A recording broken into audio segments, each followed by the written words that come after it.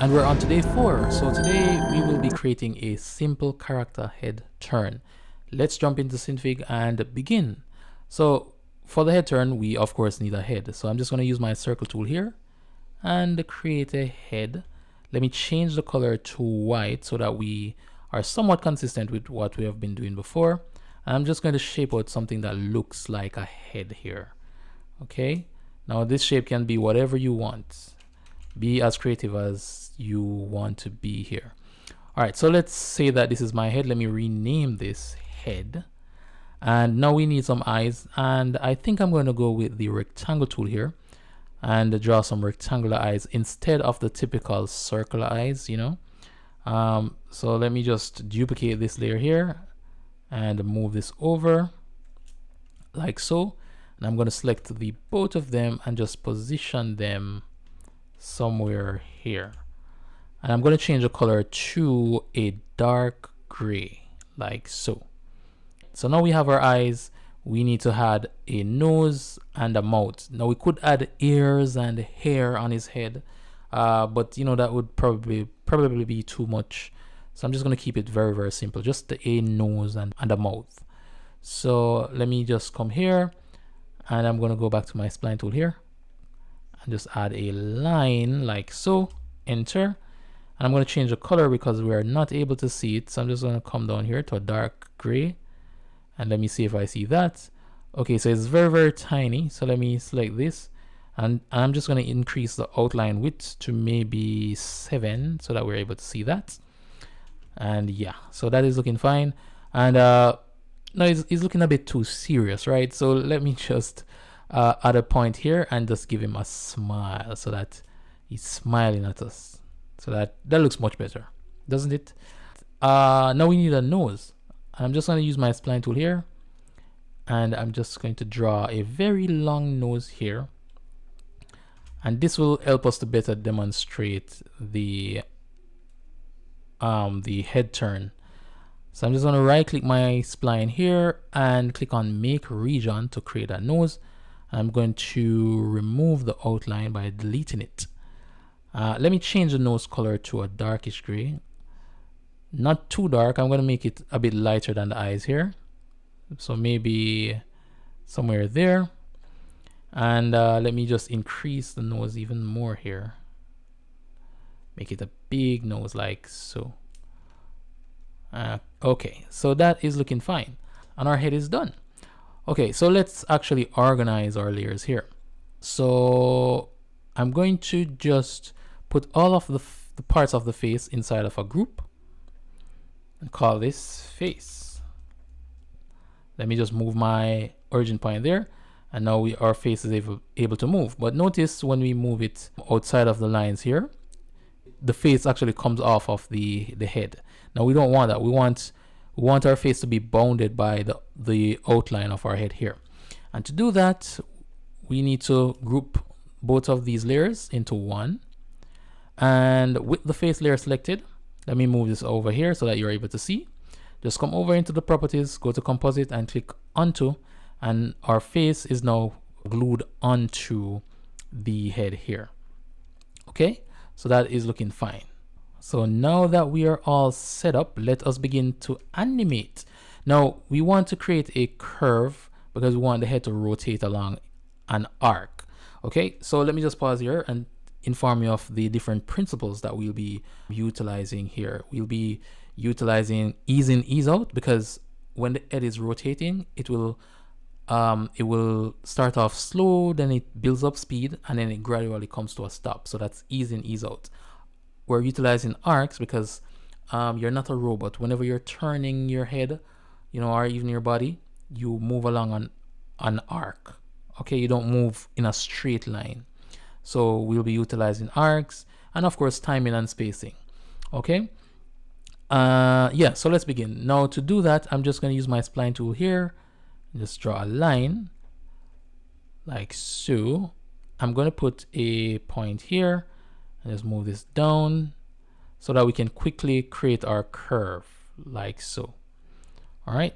And to aid us, we are going to put the head on the path here. So like with the both of them selected, just select the origin point on the head, right click on the spline and click on link to spline, and it's now linked to the spline. So we're able to easily create that curve. So that is looking fine. Let me actually group these together and just move them up a bit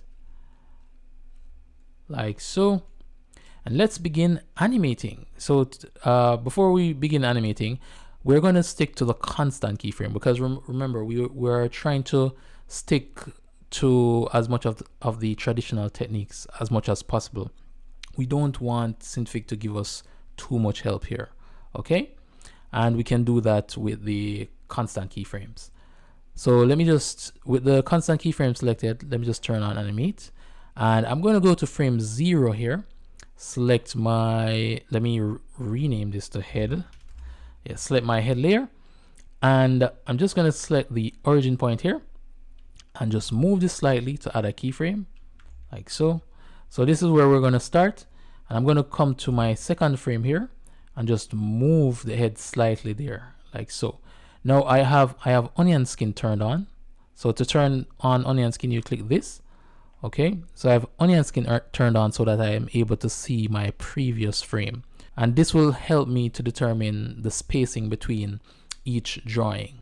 Now you can, depending on how many drawings you want to see before the before drawings, you just increase this number by pressing the plus sign. So if I had 3 drawings, right, you'd see the 3 of the drawings here. So however many drawings you want to see, you just increase this number, okay?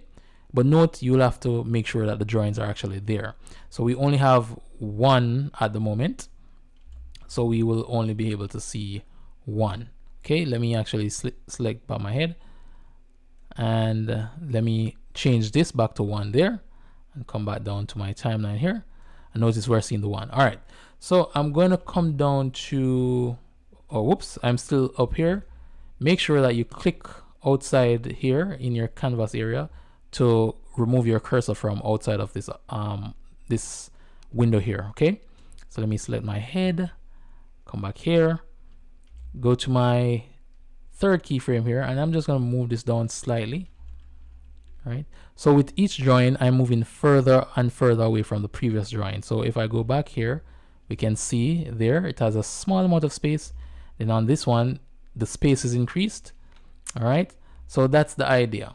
But what I'm going to do here is I'm going to introduce another principle, and that's pose to pose, because let's actually remove those keyframes and let's plan this out. Now pose to pose allows us to better plan out our animation here, right? So we know where we're beginning, we know where, and we know where we're going. So I'm just going to add a keyframe here, okay? And I think I'm going to end the animation on maybe frame 16. So I'm just going to come over here to the end position like so. And remember, onion skin is turned on, so that's why we're seeing the previous frame here. Let me turn that off. Okay, so we have frame 0 and frame 16. So we have the beginning and the end. And let me turn on onion skin. Whoops, let me delete this keyframe there. Okay, so we have beginning, end. And we can add a key in the middle here, and let's assume that the head will come to the center point here at the center on frame 8. So if let me turn off onion skin, and if I play this back, we see the head going from left to right there on the curve.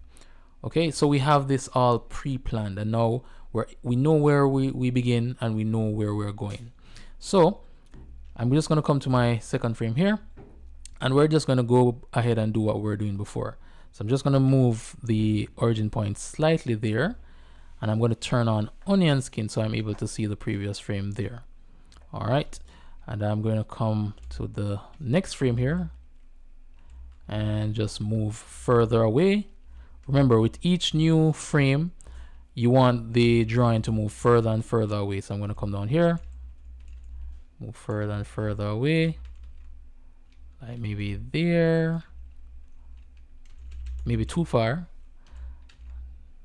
further and further away. And don't worry if you miss a step, you can always go back and adjust. So further and further away, like so. All right, so that's all I'm doing, is just moving further and further away, and to get that speed right up until it reaches the center point there. Further and further away. This one comes here. Maybe I'll have to make some adjustments here, because this one, okay, no, that is fine actually. That is fine. So let me turn off onion skin and play this back and see what we have. All right. Okay, so notice how it eases out. All right. So it's not just static, it's, you know, it does move like a robot. It slowly begins to fall, speeds up, and then we're going to basically come over here. It's going to continue to speed up before it slowly comes to a stop. All right, so let's go ahead and add those frames. I'm going to just turn on my onion skin here and move down a frame. And I'm actually going to turn on, I'm going to increase the number of drawings that I see on the right side here. So this one is for the previous drawings, and this one is for the drawings after the previous drawings, or after the current drawing actually. So I'm just going to increase this until we see the end drawing there. So, like so. Let me turn this back down to maybe 9. Yeah, so this, I want to see where I'm going. Okay, so that is fine. And remember, to get out of this window, just left click within the canvas area here. I'm going to select back my head, make sure that I am 1 frame down here, and I'm going to move this even further. Remember, it's still coming, it hasn't slowed down yet, so it's still speeding up. So I'm just going to make sure that this is far away from the previous drawing, and I'm going to do the same thing with this one, like so, and move down a frame, move fast again, like so, further and further away, move down a frame again, move further and further away, like so. So now, by now you get the idea. Okay, now if you were drawing this on paper, this is the same way that you do it. You just draw your drawings further and further away from each other when you're drawing them. All right, so it's going to slow down at some point, so I'm going to not go too far. Right, so I want the drawings to come closer and closer together near this point, so I'm not going to move too far away. So maybe here, then move down a frame, and then it's getting closer to the end there, so I'm going to come maybe here, next frame, maybe here, like so, next frame, maybe here, and that should do it. All right, so let me turn off the onion skin and let's play this back. All right, so that is looking okay. So it has a good enough ease out, and it has a good enough ease in. All right, so that is looking fine to me. All right, but of course this is definitely not done yet, because this that we have now, it's just the head that is moving from left to right. The face itself is not rotating, so it doesn't look like the overall head is actually rotating. So to do that, we'll have to rotate the face. So I'm just going to go back to frame 0 here, open up my head layer, click, select the face, select the origin point here, and we're going to do this frame by frame again. So I'm just going to move this a bit down there, just to add a keyframe, move it back, and I'm going to come 1 frame down. And each time I go a frame down, I'm just going to move the face slightly. Okay, so I'm just going to move down a frame, move the head slightly, move the face slightly, move down a frame, move the face slightly, move down a frame, move the face slightly. All right, so that's all I'm going to do. Just keep on moving down a frame and move the face slightly until the face is completely turned around. All right, now we already see an issue here, and I'll get into that after I'm done here. And like so. Okay, so that is looking fine. Let me take a look at that. Let me play this back. All right, so it now looks like the head is turning. Now, if you haven't noticed the issue yet, it's the nose here. Notice that the nose is bounded by the contours of the head. So it looks flat and not three-dimensional. So it doesn't look like a solid object. All right, so we can easily fix that. This is because the nose is actually inside the same folder as the eyes. And we know that the eyes is applied to the head. So I'm just going to turn off animate here, open up my face layer, and I'm going to go to the nose here. Let me actually rename this so we know that this is a nose. And what we need to do is just to remove this. I'm just going to cut it and paste it outside of the face layer here, like so. So now it's free to do whatever it wants. But notice that it has moved its location. So we need to actually line this back up to where it needs to be. All right. Now, there's another issue, because when the face moves, it moves without the nose, but we want the nose to move along with the face. So how do we do that? Well, we can link the nose to the face. So whenever the face moves, the nose moves. So to do that, we need to, I'm just going to place the nose into a group layer. Let me call this nose. And let me just move the origin point here onto the nose. So we have the nose and we have the face. Now select both of those layers and select the origin point by selecting one and holding down the control key and selecting the next one. So with the both of those selected, you just want to right click on any one of those and click on link. So once you link it, they're now linked together. But notice that the nose has moved down. That's because it's now following the face.